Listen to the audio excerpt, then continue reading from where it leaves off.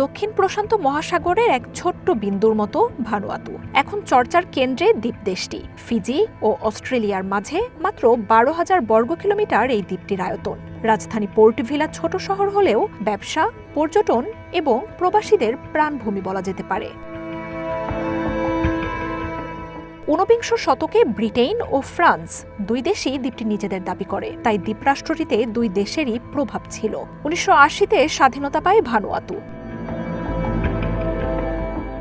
দ্বীপরাষ্ট্রটি বিখ্যাত এর দ্রুত নাগরিকত্ব লাভের সুবিধার জন্য। এখানে বিনিয়োগ করলেই নাগরিকত্ব মেলে। একে বলা হয় সিটিজেনশিপ বাই ইনভেস্টমেন্ট বা সিবিআই প্রোগ্রাম, যা গোল্ডেন পাসপোর্ট নামেও পরিচিত। মোটামুটি $1.5 লাখ বা বাংলাদেশি মুদ্রায় 1.5 কোটির বেশি টাকা বিনিয়োগ করলেই খুব সহজেই নাগরিকত্ব মেলে দেশটির।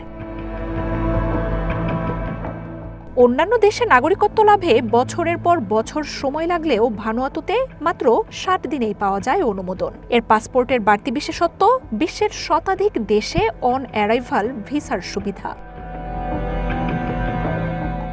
সবচেয়ে বড় কথা, ভানুয়াতুতে করের কোনো ঝামেলা নেই, ফলে বিনিয়োগকারীদের জন্য এটি যেন স্বর্গ।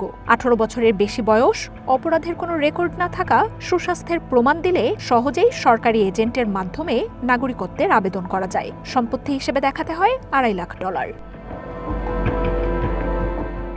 ভানুয়াতুর সরকারি আয়ের একটা বড় অংশ জুড়েই রয়েছে পাসপোর্ট বিক্রি। সহজেই নাগরিকত্ব ও ট্যাক্স হেভেনের কারণে বিশ্বের বহু বিতর্কিত রাজনীতিবিদ, প্রভাবশালী ব্যক্তি, পরিচয় গোপন করা সন্ত্রাসীরা আশ্রয় নিয়েছেন দেশটিতে।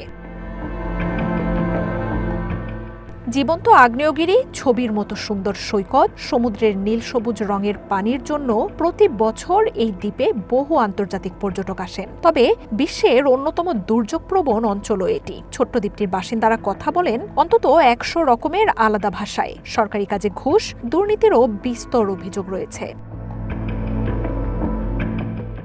ভানুয়াতুতে করার মতো কাজ বিশেষ নেই, তবুও সব মিলে বিশ্বের সুখী দেশগুলোর তালিকায় ভানুয়াতু আছে বেশ ওপরের দিকে। মার্জিয়া উপমা, ওয়ান ইন্টারন্যাশনাল ডেস্ক।